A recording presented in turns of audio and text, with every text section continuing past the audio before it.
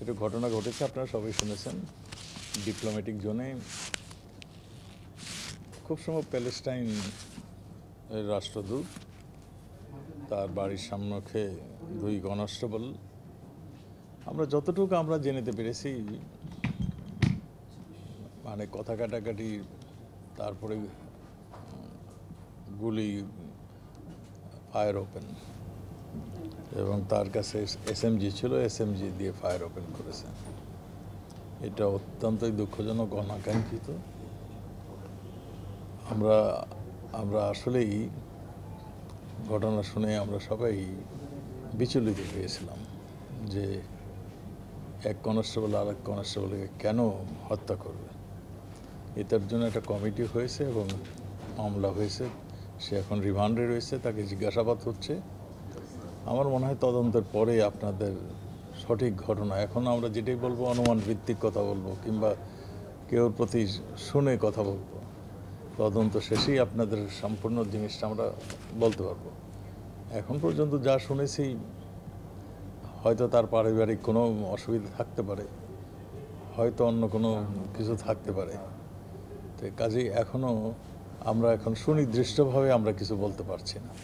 তো তদন্ত শেষ হলে আপনাদেরকে আমরা সবাই আমরাও এটা উদ্বিগ্ন রয়েছে এই কারণে যে একজন পুলিশের কাছে আর্মস রয়েছিল, সে কি কারণ এমন ঘটেছিল যে তাকে ফায়ার ওপেন করতে হলো। সবগুলি আমাদের কাছেও এখন প্রশ্ন আসছে। আমরা অবশ্যই এটা তদন্ত করব। এটা ঘটনা কি, এই ঘটনা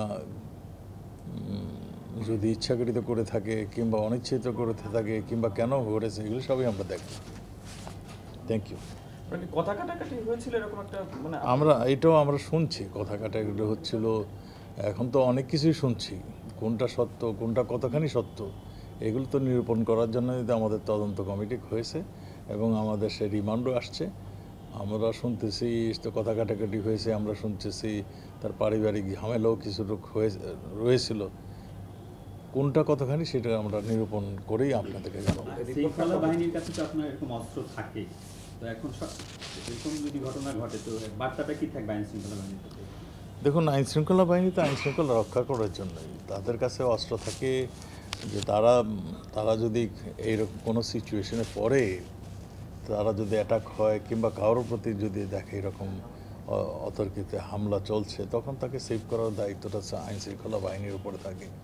সেই জন্যই তাকে অস্ত্র দেওয়া হয়। আর যেইখানে সে ডিউটি করছিল, প্যালেস্টাইন রাষ্ট্রদূত এবং একটা দূত এলাকা, সেই দূতাবাস এলাকায় সে ডিউটি করছিলেন। কাজেই সঙ্গত কারণেই সে অস্ত্র ছিল তার কাছে। তো আমি আগেই বলেছি যে কী কারণে তাকে ফায়ার ওপেন করতে হলো, আমরা এটা অনুসন্ধান না করে আমরা এটা বলতে পারছি না। আমাদের অনেক কিছুই প্রশ্ন এখন সামনে আসছে, আমরা সবগুলি উত্তর যাচাই করে এটা আমরা ব্যবস্থা গ্রহণ করছি। এই ঘটনার ফলে পুলিশের অন্য সদস্যের প্রতি কি বার্তা থাকবে? আমি তো সেটাই বললাম যে